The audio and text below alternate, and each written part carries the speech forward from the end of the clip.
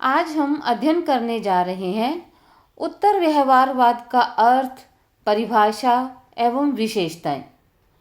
इससे पहले के लेक्चर में मैंने आपको बताया था कि द्वितीय महायुद्ध के पश्चात परंपरागत राजनीति विज्ञान के विरोध में एक व्यापक क्रांति प्रारंभ हुई, जिसने सभी समाज विज्ञानों को प्रभावित किया और इस क्रांति को व्यवहारवाद का नाम दिया जाता है। तो व्यवहारवाद क्या है, व्यवहारवाद का उदय कैसे हुआ, इसका हम अध्ययन कर चुके हैं। व्यवहारवाद के प्रणेता डेविड ईस्टन को माना जाता है, लेकिन 1960 के दशक की समाप्ति से पहले डेविड ईस्टन के द्वारा, जो स्वयं व्यवहारवादी क्रांति के प्रमुख प्रतिपादकों में से था, व्यवहारवादी स्थिति पर एक प्रबल आक्रमण किया गया, जिसे उत्तर व्यवहारवाद के नाम से जाना जाता है। यह माना जाने लगा कि अभी तक व्यवहारवादियों द्वारा नगण्य और प्राय निरर्थक शोध पर बहुत अधिक समय खर्च कर दिया गया था, क्योंकि ये जो व्यवहारवादी थे वो राजनीति विज्ञान को अधिक से अधिक विज्ञान बनाना चाहते थे या उसे विज्ञान की श्रेणी में लाना चाहते थे, और इस कारण उन्होंने वास्तविक समस्याओं का, या कहें कि उन समस्याओं का समाधान करने के बजाय वो उन सिद्धांतों के निर्माण में लगे रहे। उनकी अपनी जो पाश्चात्य दुनिया थी, उस दुनिया को तीव्र सामाजिक, आर्थिक और सांस्कृतिक संकटों का मुकाबला करना पड़ रहा था, लेकिन व्यवहारवादी उन संकटों के प्रति सर्वथा अनजान थे। वे तो अपने अच्छे विश्वविद्यालयों में बैठकर, या कहें कि विश्वविद्यालयों के शानदार प्रांगणों में बैठकर वो केवल संतुलन, संरक्षण, प्रतिमान आदि की तकनीकी समस्याओं और मॉडल निर्माण की प्रवृत्तियों में ही उलझे हुए थे। उन्होंने उस समय के समाज की वास्तविक समस्याओं को न तो समझने का प्रयास किया और न ही उनको दूर करने की कोशिश की। ये वो समय था जब आणविक अस्त्रों का आतंक चारों ओर फैल चुका था, गृह युद्ध, तानाशाही शासनों का उदय, बढ़ते हुए सामाजिक विभेद, ऐसी स्थितियां उत्पन्न हो रही थी जिनके संबंध में व्यवहारवादी राजनीति शास्त्रियों ने कभी कल्पना भी नहीं की थी। तो उत्तर व्यवहारवादियों का प्रश्न था कि उस शोध अनुसंधान की उपयोगिता क्या रह गई जिसने समाज और राज व्यवस्था के इन तीव्र रोगों, संकटों और समस्याओं के निदान की ओर ध्यान ही नहीं दिया। तो व्यवहारवाद की इन कमियों को दूर करने के लिए जिस आंदोलन का जन्म हुआ, उसे हम उत्तर व्यवहारवाद की संज्ञा देते हैं। आज इस लेक्चर में हम अध्ययन करने जा रहे हैं उत्तर व्यवहारवाद का अर्थ और उसकी विशेषताएं। जैसा कि मैंने आपको अभी बताया कि उत्तर व्यवहारवाद के प्रतिपादक, व्यवहारवादी क्रांति के जनक डेविड ईस्टन ही है, और उन्होंने 1969 में इस क्रांति की घोषणा की, जिसे नव व्यवहारवाद भी कहा जाता है। ऐसा माना जाता है कि जब व्यवहारवादी आंदोलन अपनी सफलता की चरम सीमा पर था, तभी विश्व समाज में अनेक सामाजिक और राजनीतिक संकटों का जन्म हुआ, और इसमें सबसे बड़ा राजनीतिक संकट माना जाता है परमाणु युद्ध का भय। चारों ओर परमाणु अस्त्रों का आतंक था, दो महाशक्तियों के बीच में शीत युद्ध जारी था, अमेरिका में गृह युद्ध, वियतनाम में अघोषित युद्ध, ऐसी अनेक समस्याएं थी जिसने व्यवहारवाद को चुनौती दी हुई थी। तो व्यवहारवाद इन समस्याओं की उचित व्याख्या करने व समाधान तलाशने की बजाय राजनीति को विशुद्ध विज्ञान बनाने में ही लीन रहा। अर्थात जब विश्व इन समस्याओं का सामना कर रहा था, तब व्यवहारवाद केवल सिद्धांत और तकनीकों में ही उलझा रहा। वो केवल कारणों को ही तलाश करता रहा। वो कारण इसलिए तलाश रहा था ताकि राजनीति विज्ञान को वास्तव में विज्ञान की श्रेणी में लाया जा सके।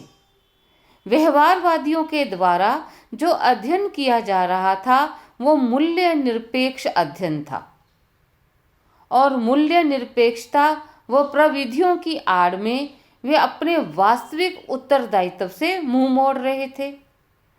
और व्यवहारवाद यथार्थवादिता से इतना दूर चला गया कि उसकी राजनीतिक निष्ठा ही समाप्त हो गई। तब डेविड स्टन ने 1969 में न्यूयॉर्क में अमेरिकन पॉलिटिकल साइंस एसोसिएशन के वार्षिक अधिवेशन में व्यवहारवाद के प्रति असंतोष की भावना व्यक्त की, और ऐसा माना जाता है तभी से उत्तर व्यवहारवाद की क्रांति का सूत्रपात हुआ। अब आता है प्रश्न कि उत्तर व्यवहारवाद से क्या अभिप्राय है। क्या उत्तर व्यवहारवाद परंपरावाद से मेल खाता है? ऐसा भी नहीं है, यह परंपरावाद से मेल नहीं खाता। हम ये कह सकते हैं कि व्यवहारवाद की कमियों को दूर करने का प्रयास उत्तर व्यवहारवाद के द्वारा किया गया। डेविड स्टन ने उत्तर व्यवहारवाद को परिभाषित करते हुए कहा है कि यह एक वास्तविक क्रांति है, न कि प्रतिक्रिया, विकास है न कि अनुरक्षण, आगे की दिशा में कदम है न कि पीछे हटने की प्रवृत्ति। यह आंदोलन भी है और एक बौद्धिक प्रवृत्ति भी है। दूसरे शब्दों में हम कह सकते हैं कि व्यवहारवादी राजनीतिक विश्लेषण में प्रामाणिक अध्ययन के दौर में प्रामाणिकता में अंतर्निहित एवं प्रामाणिकता को प्रभावित करने वाले जो तथ्य मूल्य के अध्ययन को उचित स्थान नहीं दिया गया। और उत्तर व्यवहारवाद एक ऐसा आंदोलन है जिसने अपने अध्ययन में मूल्यों को स्थान दिया। उत्तर व्यवहारवाद को एक सुधार आंदोलन का नाम भी दिया जा सकता है। इसके दो नारे हैं, कर्म और प्रासंगिकता। यह व्यवहार वैज्ञानिकों से समाज तथा राज्य व्यवस्था की तत्कालीन समस्याओं, संकटों और चुनौतियों का अध्ययन करने तथा उनके निदान ढूंढने की मांग करता है। यह केवल सिद्धांतों का अध्ययन नहीं करता। उत्तर व्यवहारवादी समस्याओं के वास्तविक अध्ययन पर अधिक बल देते हैं। उत्तर व्यवहारवाद के बारे में हम कह सकते हैं कि यह व्यवहारवाद के विरुद्ध कोई प्रतिक्रिया नहीं है, बल्कि राजनीति विज्ञान का विकास करने वाली एक वास्तविक क्रांति है। हम उत्तर व्यवहारवाद को उसकी कुछ विशेषताओं के माध्यम से अधिक अच्छी तरह से समझ सकते हैं। सबसे पहली जो विशेषता आती है वो यह है कि तकनीक की अपेक्षा सार वस्तु का महत्व। मैं आपको थोड़ा सरल शब्दों में समझाने का प्रयास करती हूँ कि जो व्यवहारवाद थे, मान लीजिए व्यवहारवाद के समक्ष या व्यवहारवादियों के समक्ष कोई समस्या आती थी, तो वो सबसे पहले इस बात का अध्ययन करते थे कि किस तकनीक के माध्यम से इस समस्या का अध्ययन किया जाए। वो समस्या को समझने के बजाय उसके अध्ययन पर अधिक बल देते थे और अध्ययन करने के लिए विभिन्न तकनीकों का सहारा लिया जा रहा था। लेकिन उत्तर व्यवहारवाद एक ऐसा आंदोलन था जो तकनीक की अपेक्षा सार वस्तु पर अधिक जोर देता था। उनका कहना है कि जो तथ्य हैं, आंकड़े हैं, वो तकनीक से पहले आने चाहिए। यानी कि वो अनुसंधान से पहले उस समस्या या उन तथ्यों पर अधिक बल देना चाहते थे। उत्तर व्यवहारवादी यह मानते हैं कि प्रायः तथ्य और तकनीक दोनों का साथ साथ उचित प्रयोग किया जाना चाहिए और ऐसा संभव भी है। तथ्यों को बलि चढ़ाकर व्यवहारवादी तकनीक के पीछे भागते रहे, लेकिन उत्तर व्यवहारवादियों का मानना था कि तकनीक से पहले हमें तथ्यों पर अधिक बल दिया जाना चाहिए। तो हम कह सकते हैं कि उत्तर व्यवहारवाद की जो प्रमुख विशेषता आती है वो है तकनीक की अपेक्षा सार वस्तु का महत्व। सेकंड है सामाजिक परिवर्तन पर बल। देखिए, जो व्यवहारवाद था, व्यवहारवाद में मामूली परिवर्तनों से संबंधित रूढ़िवादी विचारधारा छिपी हुई है, लेकिन जो उत्तर व्यवहारवाद है, उत्तर व्यवहारवाद व्यापक मूल्यों के संदर्भ में परिवर्तन का समर्थन करता है। हम कह सकते हैं कि जो व्यवहारवादी है वो जाने अनजाने परिवर्तन विरोधी हो जाते हैं। उनके अध्ययन में मूल्यों का कोई स्थान नहीं है, लेकिन उत्तर व्यवहारवादियों का कहना है कि समकालीन राजनीति विज्ञान को सामाजिक परीक्षण के बजाय सामाजिक परिवर्तन पर अपना ध्यान केंद्रित करना चाहिए। या हम कह सकते हैं कि किसी भी सामाजिक समस्या पर जो व्यवहारवादी थे वो केवल उसके अध्ययन पर बल देते थे, उसके परीक्षण पर बल देते थे, लेकिन जो उत्तर व्यवहारवादी है वो उस समस्या का न केवल समाधान चाहते थे बल्कि आवश्यकता होने पर उन्होंने सामाजिक परिवर्तन पर भी आवश्यक बल दिया। इसी तरह जो नेक्स्ट विशेषता आती है वो है क्रूर राजनीतिक यथार्थताओं को स्वीकार करना। उत्तर व्यवहारवादियों का मानना है कि व्यवहारवाद ने राजनीति की क्रूर वास्तविकताओं से अपना मुंह मोड़े रखा, क्योंकि व्यवहारवाद के समय का जो युग था, व्यवहारवाद के टाइम, वह युग संकट और चिंता का युग था। लेकिन जो व्यवहारवादी थे वह उन गंभीर समस्याओं के प्रति वास्तव में देखा जाए तो गंभीर नहीं थे। अणुबम का भय, बढ़ती हुई जनसंख्या, दूषित वातावरण के खतरे, राष्ट्रीय व अंतर्राष्ट्रीय स्तर पर एक और भयंकर गरीबी तथा दूसरी ओर विपुल संपन्नता आदि ऐसे कई संकट थे जिनका यदि तत्कालीन उपचार नहीं किया जाता तो सारी मानवता का ही विनाश हो जाता।